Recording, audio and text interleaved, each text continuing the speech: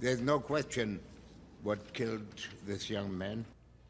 A world-renowned forensic pathologist confirming Patrick Lyoya was shot in the back of the head.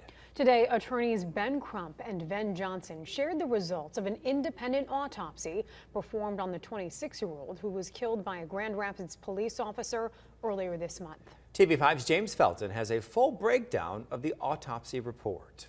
We're going to investigate every aspect of this case and get to the truth.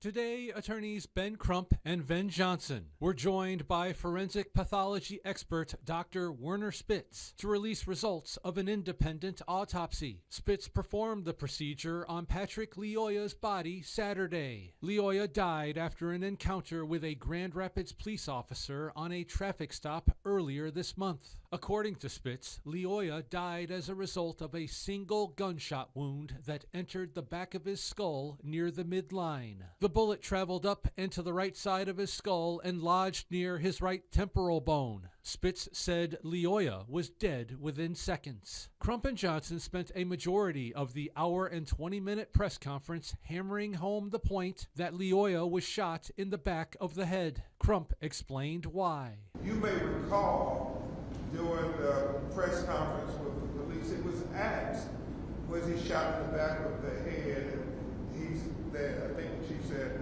all I can say is he was shot in the head. He can't tell you whether he was shot in the back of the head.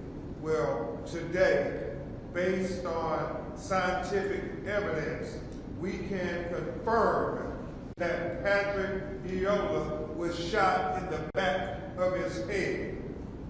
That is now scientific evidence of this tragic killing and what his family believes was an execution. We reached out to the Grand Rapids Police Department for comment. A spokesperson provided us with this statement, saying that it would be inappropriate to comment on any aspect of the case while the Michigan State Police investigation is underway. Crump acknowledged that Lyoya was resisting the officer, but Crump believes the officer failed to de-escalate the situation, ultimately leading to use of deadly force that wasn't necessary. Just another senseless killing of an unarmed black person in America by the very individual who was supposed to protect him.